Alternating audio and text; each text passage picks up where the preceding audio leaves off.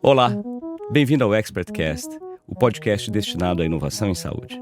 Eu sou Gustavo Meirelles, médico radiologista, fundador da comunidade de inovação em saúde e vice-presidente médico na AFIA. É um prazer tê-lo aqui conosco para mais um episódio do ExpertCast. A cada conversa, eu recebo grandes especialistas no setor de inovação e saúde, tanto do Brasil quanto do mundo, para debatermos temas como inteligência artificial, novos tratamentos, interoperabilidade, enfim, todas aquelas inovações que estão transformando o setor de saúde. E no episódio de hoje, eu tenho o prazer de receber dois convidados muito especiais, além de tudo, amigos e conhecidos já de longa data. O Mário Martins, que é CEO da Horizon, uma das principais empresas de tecnologia em saúde no Brasil, e o Antônio Carlos Endrigo, que é médico, executivo, com décadas de experiência no setor e referência em saúde digital. Sejam muito bem-vindos, Mário, Endrigo. Grande prazer tê-los aqui. A gente se falou já em off algumas vezes sobre outros episódios do ExpertCast e muito sobre inovação na saúde. Vocês dois também participantes assíduos ali da comunidade de inovação. Então, estou muito contente de tê-los aqui hoje no ExpertCast. Prazer é meu. Também, estou muito feliz de estar aqui. Obrigado, uma honra participar desse podcast com você. Muito obrigado pela presença. Dois amigos aí juntos que têm uma história de longa data. Até a gente estava falando aqui antes sobre interoperabilidade na saúde. Hoje a gente vai falar aqui sobre transformação digital na saúde, muito além da tecnologia. Mário tem uma experiência muito grande com a cultura digital, vai falar aqui de Lean, vai contar um pouquinho mais do que tem sido feito na Horizon e toda a trajetória dele como alto executivo no setor de saúde, com foco em inovação. E o Endrigo, médico, empreendedor, também com uma bela história aí na jornada de inovação na saúde. Eu vou começar por você, Mário, falar exatamente sobre cultura, né? Porque a gente fala muito sobre transformação digital, todo mundo lembra de tecnologia e esquece que a cultura é, se não a mais importante, um dos pontos mais importantes em qualquer transformação que aconteça. E não seria diferente na saúde. Então, queria que você contasse um pouquinho e explicar melhor a importância da cultura para aqueles que pensam que digitalizar é apenas implementar ou transformar um sistema. Existe uma grande convergência nesse diagnóstico que coloca a cultura como algo que vai definir o jogo, né, o ritmo da sua transformação. O problema é que é bastante difícil, né? As pessoas tendem a ficar obcecadas pelas caixas de ferramenta, que são espetaculares. Então, enfim, hoje em dia você só fala de agente de IA, né? Semana passada você estava falando em IA, né? Há um tempo atrás você estava falando em blockchain. Então é normal que as pessoas fiquem fascinadas com as ferramentas em si. Mas o diagnóstico geral, e nisso a comunidade que presta serviço de consultoria ela converge, é que essas ferramentas elas devem ser usadas com método. E esse método, que o pessoal chama de ágil, agile, que seja, ele é profundamente identificado com o método Lean. Profundamente. O Toyota Production System, né? Tanto que hoje tem muita gente que fala em Lean Agile como se fosse a mesma coisa. Só que, obviamente, o Lean nasceu em manufatura e o Agile ele é feito para transformação digital, produção de software, etc. Mas o ponto quando você olha esses dois métodos, eles têm 3 pressupostos selvagens que não ocorrem no planeta Terra. E que diz o seguinte: para funcionar, você vai precisar dessas 3 coisinhas. Não são coisinhas, né? A primeira é como a gente lida com o erro, né? A primeira, né? Nos 2 métodos diz o seguinte: vamos aprender rápido, o que significa identificar erros e corrigi-los. Basicamente é isso. Mas em empresas normais, existe uma grande aversão a lidar com erros e a expor erros. Então você já começa ali, levando um tiro ali no meio do costado, com essa pequena coisinha. Esses 2 métodos exigem que você tenha equipes onde os erros são tratados e ninguém perde uma noite de sono quando fala, olha, tem um erro aqui sendo feito.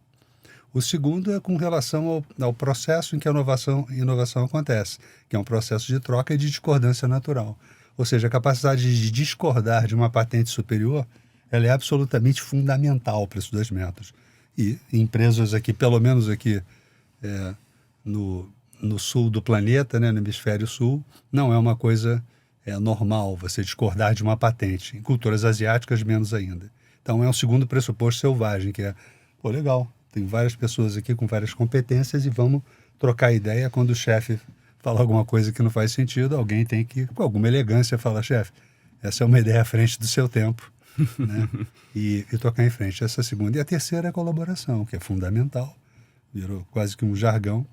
Mas colaboração, basicamente, é alguém te pedir um negócio rápido e você não perguntar quem foi o vice-presidente que está exigindo isso, que é uma coisa absolutamente normal. Então, repara que tem 3 pressupostos básicos para esses métodos operarem, que eles acontecem muito pouco. A prova cabal que isso é uma raridade é que o Lean, né, que é a base filosófica do ágil, ele dá certo em 2% dos casos onde ele é testado. Isso é um dado que me veio pelo Instituto Honsha, que, na minha opinião, é um dos melhores institutos Lean do mundo, é o que presta serviço para a Horizon. E eles falam, olha, em 98% dos casos as pessoas querem ser Lean, mas não conseguem. Assim como em 98% dos casos as pessoas querem ser maratonistas como você, né, e não conseguem. Então a questão não é querer. Então, fazendo um amarrado, essa questão cultural ela fracassa porque ela exige que grupos de pessoas elas têm esses 3 comportamentos que são absolutamente saudáveis, mas as coisas saudáveis implicam escolhas muito duras. E a escolha mais dura de todas é do próprio CEO, o próprio executivo, que ele tem que ser o que ele fala. E é por aí. Então, fechando, essa é a questão. Por que a cultura é tão importante? Porque esses 3 comportamentos, está sendo reducionista, mas esses 3, fundamentalmente, eles levam uma empresa ou um grupo para um outro patamar de capacidade de reação, de capacidade de atração, de fixação de pessoas, né? É por aí. Muito bom, Mário. Eu só estou na dúvida aqui da questão do maratonista, né? Porque eu não sei se recomendo, a gente estava falando isso antes também, não sei se as pessoas querem ser, não recomendo para todos, mas tem esse ponto mesmo, né? Não adianta. Eu estava lendo até uma entrevista do Drauzio, hoje pela manhã. Drauzio já fez 25 maratonas, começou a correr aos 50 anos, porque... por essa entrevista que eu li dele hoje, ele dizendo que um amigo falou assim, poxa, Drauzio, você está chegando aí, ó, na fase, começou a descendente, você vai ter que dosar PSA e tal, e ele, acho que eu vou, e começou a correr aos 50 anos, já fez 25 maratonas, já conquistou a mandala, né, que é quando você faz as 6 majors, e ele dizendo que, puxa, a maratona... se for pensar bem, é melhor não fazer, né? Porque... é com índice, né? Não é só fazer pois os 42 quilômetros. Então, este ponto. Mas aí, o que ele fala, por que ele gosta da maratona, e por que eu acho que foi um belo exemplo que você trouxe aqui. Porque não adianta você falar, eu vou fazer a maratona do Rio agora, mês que vem, vou lá e vou correr. Talvez você consiga chegar no final, completar, mas... diríamos que é difícil, né? Exige um preparo, exige dedicação, exige consistência, e é a mesma coisa do que você está dizendo aqui em relação à implementação da cultura, o papel do CEO, o papel disso estar intrincado ali no ambiente, por exemplo, como na Horizon, né? Eu tive o prazer de visitar vocês e ver até as pessoas falando disso também, que olha, o que a gente fala é feito aqui, acontece na prática, e não é simplesmente aquilo que está pregado na parede, né? Então esse acho que é um ponto muito relevante. E aí eu queria agora passar para o Endrigo para falar de transformação digital, porque, como o Mário falou, né? Hoje a gente está falando de agente de IA, semana passada era IA, um tempo atrás era blockchain, e transformação digital está na pauta do dia há muito tempo, e você, Endrigo, um grande empreendedor na saúde, médico, que foi muito pioneiro nessa parte de transformação digital. Então eu queria... assim, um overview seu sobre os últimos 20 anos, o que você acha que vem mudando, em que a gente está melhorando e conseguindo de fato implementar. Queria pegar uma linha do tempo aí. Gustavo, vou compartilhar contigo sobre a minha experiência nesse desafio que é provocar essa transformação. Eu sou médico, estou fazendo, acho que esse ano aqui, 41 anos de formado. E durante 20 anos, metade da minha carreira, eu fui médico cirurgião, com título de especialista, residência médica, aquele padrão. E aí eu fiz um turnaround na minha carreira e fui para a área de gestão. E é, assim, absurdo o impacto que você tem quando você começa a olhar na área de gestão como os serviços de saúde são geridos, né? E um desses impactos eu tive... eu trabalhei no Unibanco Saúde, não existe, mas hoje o Unibanco Saúde virou Gama. Mas eu trabalhei no Nacional Saúde foi para o Unibanco Saúde, e o Unibanco foi um dos bancos pioneiros em automação bancária. Então, quando você começou, antigamente fazia muito cheque e processava-se cheque, né? Você tem que pagar o cheque.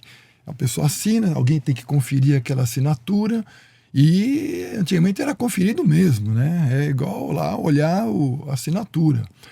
Aí o banco começou a inovar com sistemas que lia a assinatura e pagava determinado valor, não queria nem saber, pagava e assim por diante. Automatizou bastante. E ele começou com o Unibanco 30 horas. Não estou fazendo aqui propaganda do Unibanco, mas eu vou chegar já na área de saúde. Porque eu fui funcionário do grupo, na seguradora.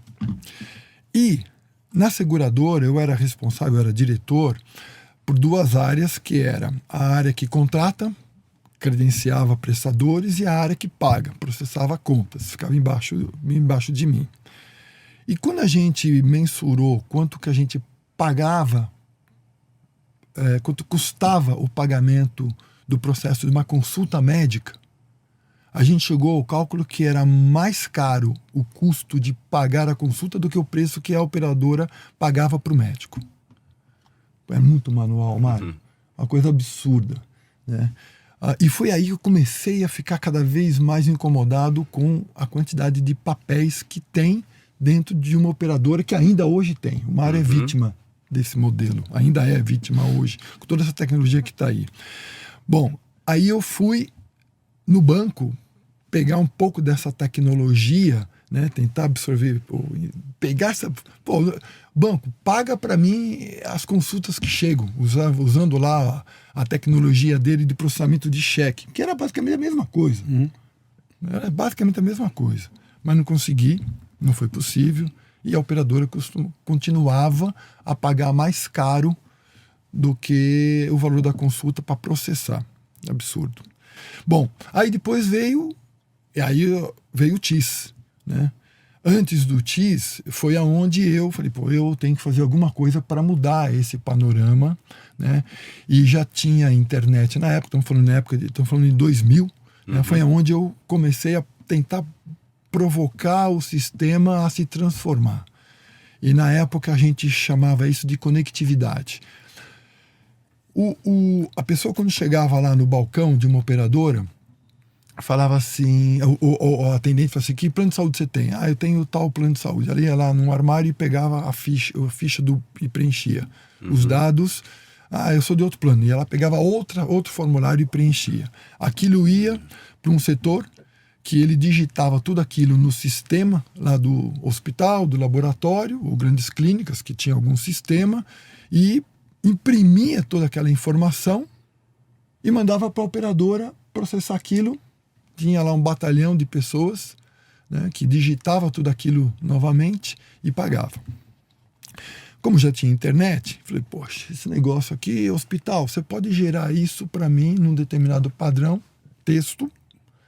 Eu vou pegar isso daqui, vou processar e perguntar para a operadora como que entra aquelas digitações que você contrata, aquelas empresas de digitações, ou algumas operadoras tinham lá seu próprio campo de digitação, como que entra aí no seu mainframe? Entra nesse formato. E eu fazia isso. Essa foi a primeira transformação que não é que eu provoquei, na verdade eu não provoquei, né? Quem provocou isso foi o TIS, na verdade. Mas eu vivenciei a dificuldade que é você mudar a cultura. É enorme.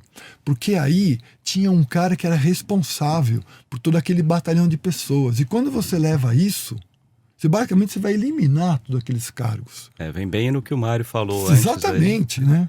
E até para quem está nos ouvindo e não conhece, o que é o TIS? Né? Se você puder falar um pouquinho sobre... TIS é uma sigla, né? Troca de informações em saúde suplementar.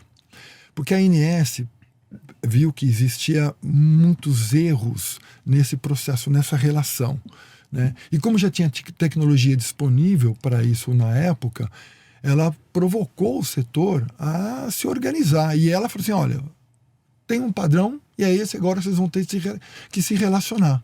Né? E a minha startup, que usava o padrão de mercado, que era cada um tinha um padrão, falou, nós vamos adotar esse padrão.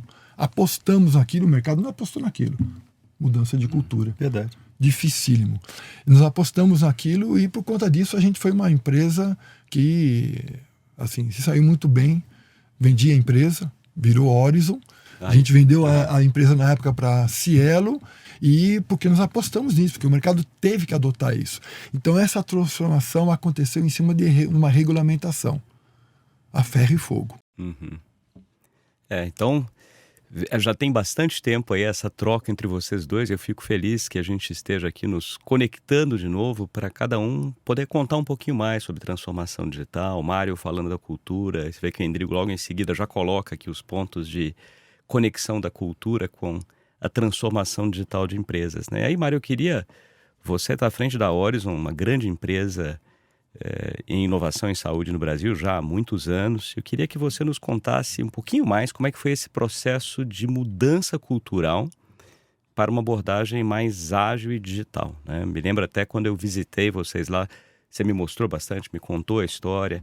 Eu queria que você contasse aqui para os nossos ouvintes como é que foi isso, quais foram os principais desafios que vocês enfrentaram, quais oportunidades que você enxergou, também para quem está nos ouvindo e tem intenção de implementar isso na sua própria empresa.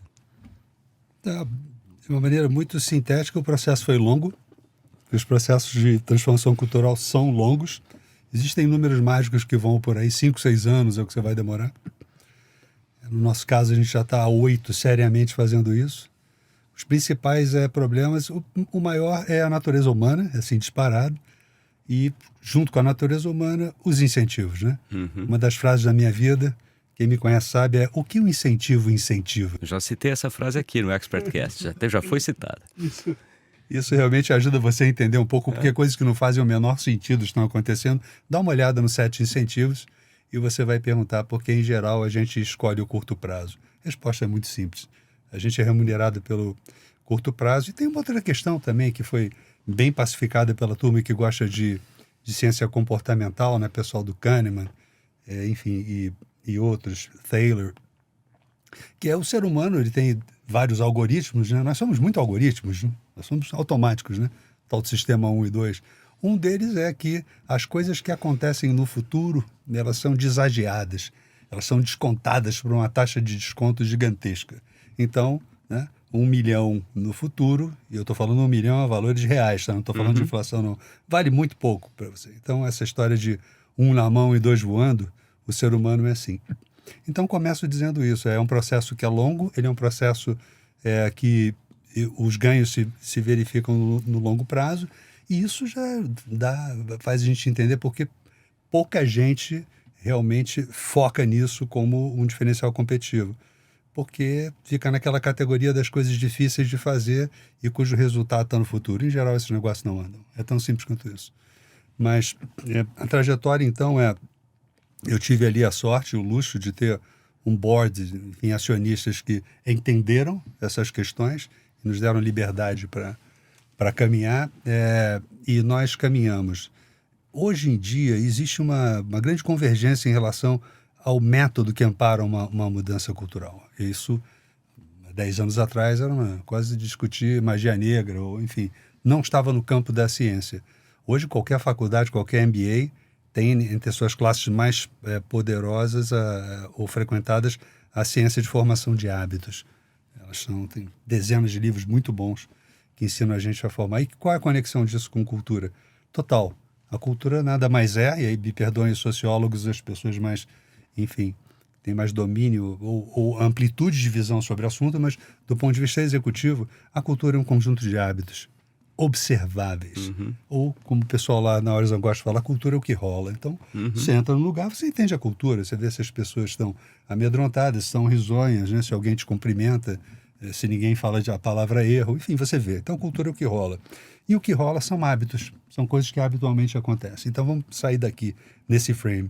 Então, a constituição de uma cultura, ela repousa na seleção e você perseguir aqueles hábitos. No caso de um atleta, como você falou, a maratona é apenas uma prova, mas quais são os hábitos que estão por trás de um maratonista, seu padrão de sono, alimentação, todas as renúncias que ele faz. Vou usar aqui o seu exemplo, que é muito bom.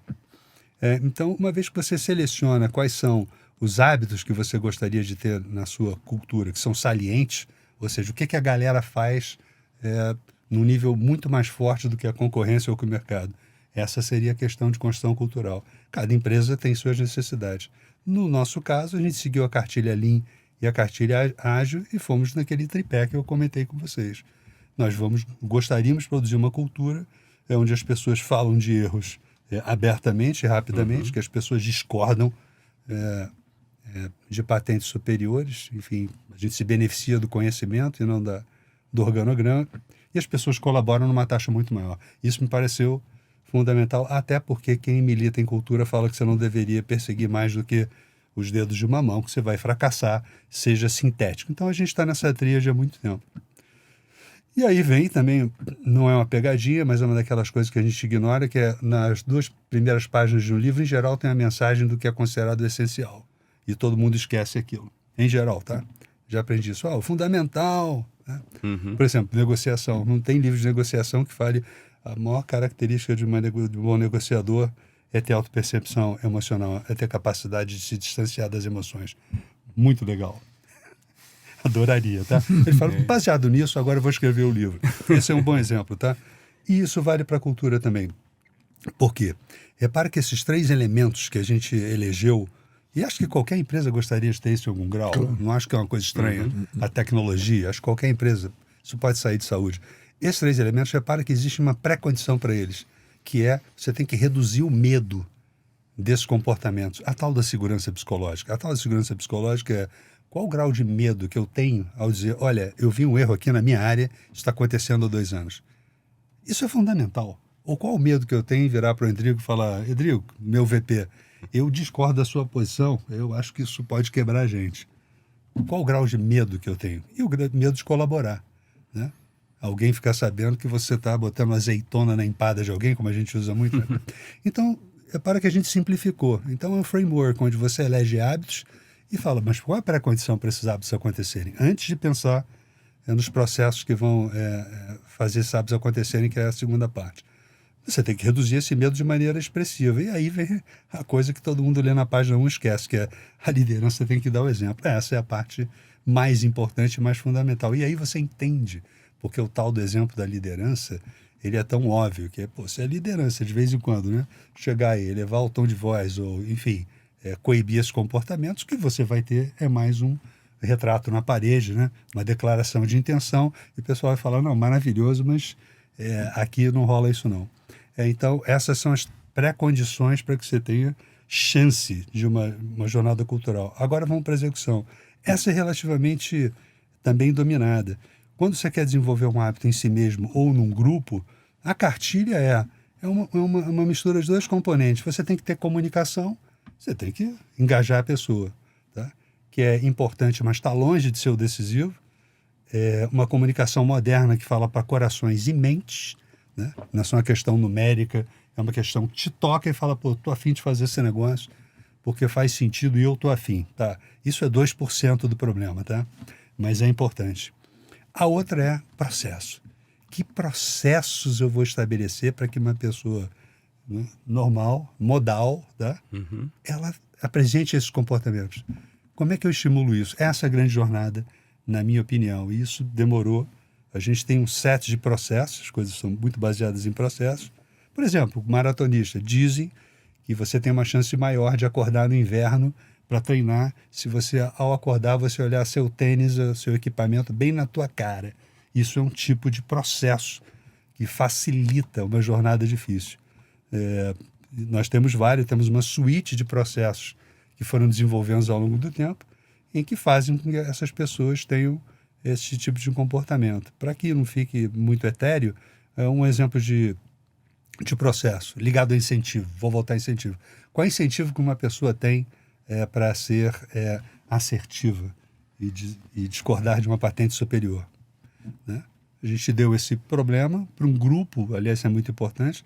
Na Horizon, uma cultura construída com o apoio de um grupo são quase 50 pessoas hoje em dia, que são selecionadas por People Analytics, por algoritmos e por um crivo, e essas pessoas têm uma combinação rara. Elas são competentes, elas são centrais, né? E elas são emocionalmente inteligentes. Olha só, não é muito comum.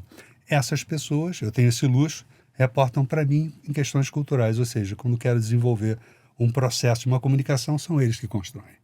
Então você tem um amparo de gente que a organização reconhece. Então, dê esse problema para eles. Olha, como é que a gente coloca assertividade? Eles falam muito simples. Né? Coloca no bolso, coloca no bônus. Então, uma das questões aqui que vai ser analisada, inteligência emocional é uma delas, mas inteligência emocional é pouco compreendida, né? Inteligência emocional é composta de 15 fatores. Estou usando o modelo mais simples, que é do Goleman.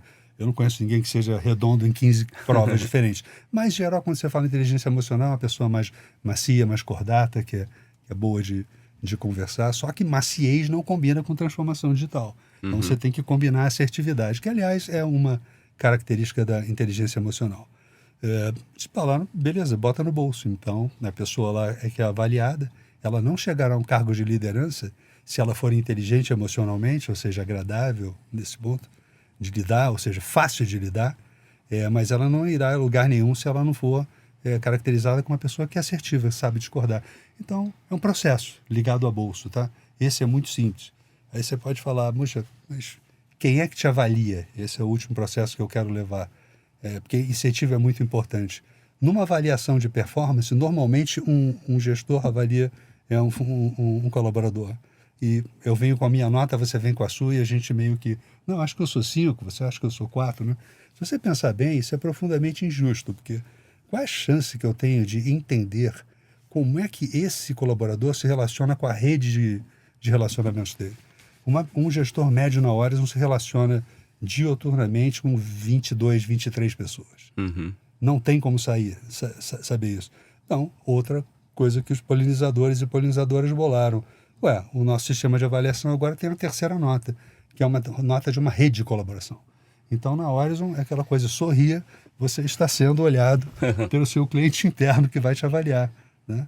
Isso funciona, porque a gente teve casos no começo que a gente introduziu que havia uma grande dispersão entre o que o gestor achava e essa rede de colaboração. Não é 360, tá? 360 é uma espécie de extinção, porque o 360 ele não coloca as pessoas que deveriam te julgar. Mas esse não é uma rede de precisão, isso dá trabalho, obviamente. Cada gestor tem sua rede de precisão, que é mapeada por People Analytics, isso é mutável, e 25 pessoas, em média, dizem, Gustavo, no quesito colaboração, eu te dou essa nota. Então, você tem um projeto. Então, como você percebe, ao longo do tempo, você vai desenvolvendo esses processos que vão facilitando que esses hábitos aconteçam. Então, é uma jornada, mas é uma jornada de contribuição, de constituição de processos fundamental e de comunicação. Essa é a jornada. Leva tempo, mas posso dizer que quando você consegue essas coisas em alto grau, a vida fica muito mais fácil. Temos resiliência, capacidade de reação, atração, retenção de pessoas, mas os benefícios vêm no longo prazo. Poxa, ótimos recados aqui. A gente vai lembrar a cultura e aquilo que rola, né? É isso aí mesmo. Você vai chegar no local e falar assim, puxa, aqui, cultura tóxica ou não, cultura não tóxica, ou, pô, me senti bem, não me senti bem. E às vezes é algo quase imediato, né, de percepção. Você estava contando isso e nós dois que trocamos dicas de leituras com uma certa frequência, eu lembrei do livro O Poder do Hábito. Estava folheando ele ontem à noite, inclusive, olha que coincidência, né? Porque nós somos seres formados a partir de hábitos, né? Então, esse é um ponto bem relevante. Segundo o que me disseram recentemente também, um amigo estava me contando que daqueles animais, ao longo de toda a história, que foram conseguindo sobreviver melhor, destacam-se os animais muito sociais, os que fazem, como você também citou, redes e conseguem construir colaboração. Os animais ali muito isolados, muitos deles foram extintos, mas aqueles outros como abelhas, formigas, que são animais sociais, né? Assim como nós, humanos também, somos, no geral, um animal social. Acho que a cultura tem muita relação com isso. Eu vou voltar para o Endrigo agora, para a gente fechar essa nossa primeira parte, porque o Endrigo, nós temos até uma semelhança, né? Os dois aqui trabalharam durante muitos anos como médicos e depois foram para empreendedorismo, inovação, vida executiva. E eu queria que você, para aquele médico, para aquela médica que está nos ouvindo aqui, falasse um pouquinho mais suas dicas de como é que ele ou ela podem deixar de ser simplesmente um usuário de sistemas para conseguir ser protagonistas dessa transformação digital na saúde. É uma mudança, eu acho que tem que ter um certo perfil para isso, Gustavo. Não é tão simples, viu? Meus colegas de turma, a grande maioria, obviamente, ainda está trabalhando como médico assistencialista, né? Consultório, hospital e tudo mais. E poucos foram para o caminho que eu tomei. Entretanto, eu vejo que essas novas gerações agora, nem tanto. Olha, eu não acho que não tem nenhum estudo que mostra o percentual de médicos que fizeram faculdade e foram para a gestão logo de cara. Eu participei eu fui um dos fundadores da Mevo, e lá eu tive esse contato com médicos que já dentro da faculdade começaram a frequentar experiências lá na Mevo. Né? Duas pessoas, incrível, o Bruno Morato e a Carol. O Bruno era da USP. E o Bruno teve uma carreira interessantíssima, porque tem um programa, que eu não lembro o nome dele agora, que você passa 6 meses numa empresa grande, depois 6 em outra, depois 6 em outra. Ele passou na McKinsey, na Ambev e eu não lembro a terceira empresa. 6 meses. E hoje o Bruno está em Stanford. Nunca tocou em paciente, a não ser quando estava na faculdade. E a Carol, coisa parecida. E hoje não está nem na área de saúde, né? Mas a formação médica ela é muito importante para muitas carreiras. Estou falando isso até para que alguns médicos que queiram o conhecimento médico, a habilidade do médico, o esforço que o médico faz. O médico é um curioso, tem que ser curioso, né? E essa curiosidade do médico ela é muito importante em muitas outras carreiras, né, que pode ser aproveitada. Então, o médico, assim, abrir um pouco a mente e não pensar só em paciente. Lógico, tem aquele que tem o dom, como eu falei. Ele quer entrar no consultório de manhã, fazer cirurgia, centro cirúrgico e tal, mas o conhecimento dele técnico pode ser muito importante, como você, por exemplo, está aí um baita de um projeto na AFIA, sensacional. Se alguém me pergunta, poxa, mas você é médico? Não tem mais paciente? Não. E se voltasse atrás? Eu faria medicina novamente. Sou muito satisfeito com o meu conhecimento. Aliás, ainda hoje eu gosto de pegar... Esses dias eu estava estudando obesidade. O processo inflamatório que tem na obesidade, curiosidade. E comecei a estudar e ler um monte de coisa e ainda estou no caminho, estou estudando ainda. Entendeu? Mas o que agrega a obesidade hoje na minha atividade? Talvez nada, mas eu acho que só a curiosidade, os processos que tem numa doença, no comportamento das pessoas frente àquela doença, talvez me dê alguns estalos para as coisas de empreendedorismo que hoje eu estou envolvido. Então a mensagem, médicos e médicas, hoje mais médicas do que médicos, sabe? Abre um pouco a cabeça, né? O caminho hoje na questão assistencial está muito difícil. Eu tenho a namorada de um sobrinho meu, se formou, não conseguiu entrar numa residência médica, né? É uma pessoa muito responsável e está com uma baita dificuldade. Assim, 6 anos de faculdade, Mário, não consegue atender pessoa. Atende, mas não é fácil. É uma insegurança brutal, né? Então tem que fazer uma especialidade, tem que escolher alguma coisa. Então é um sofrimento que ela está passando que, olha, é desafiador. Instituições como a AFIA, como que direciona este médico para uma carreira, essa médica para uma carreira? Como? Porque não tem tantas vagas de residência médica, o título de especialista não é fácil fazer. E depois disso tudo, vai trabalhar aonde? A gente sabe que vai trabalhar ou num cargo público, tem que prestar um concurso público, não tem todo dia um concurso público aí. Credenciamento de planos de saúde a maioria está fechado, né? Plantões também, os hospitais também têm uma certa limitação para a quantidade de médicos plantonistas, então vai começar a fechar isso. Então, entra num desespero, mas pensa que tem outras possibilidades, tem outros caminhos. Mas é uma fase difícil que eles vão passar.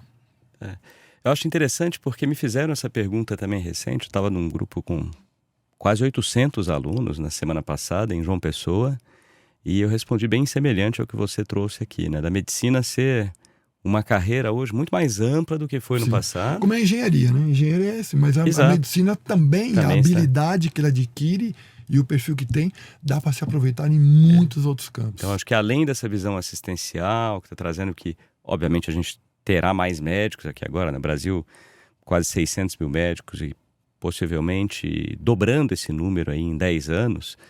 Mas além dessa visão assistencial, nós temos hoje cada vez mais para o médico, como você citou aqui, 2 colegas, indo para a área de empreendedorismo, indo para a área de gestão, participando em atividades públicas para melhorar o acesso à saúde, ou seja, muita coisa aqui para a gente continuar a conversa na segunda metade do nosso episódio. Então eu queria agradecer muito a presença do Mário e do Endrigo, dupla que eu já queria trazer para o Expertcast há um bom tempo. A gente vai continuar o papo com os dois daqui a pouquinho. E para você que está nos ouvindo, se gostou desse episódio, não esqueça de compartilhar com seus amigos, enviar para os seus contatos, publicar nas suas mídias sociais. É assim que nós conseguimos levar informação de qualidade para um número maior ainda de pessoas. E também, se gosta de inovação na saúde, não deixe de participar da Comunidade Inovação em Saúde. Nossos grupos são gratuitos, abertos. Acesse www.inovaçãosaude.com e lá você terá os links tanto para a nossa página no LinkedIn quanto para o grupo no WhatsApp. Muito obrigado pela companhia e até o próximo episódio.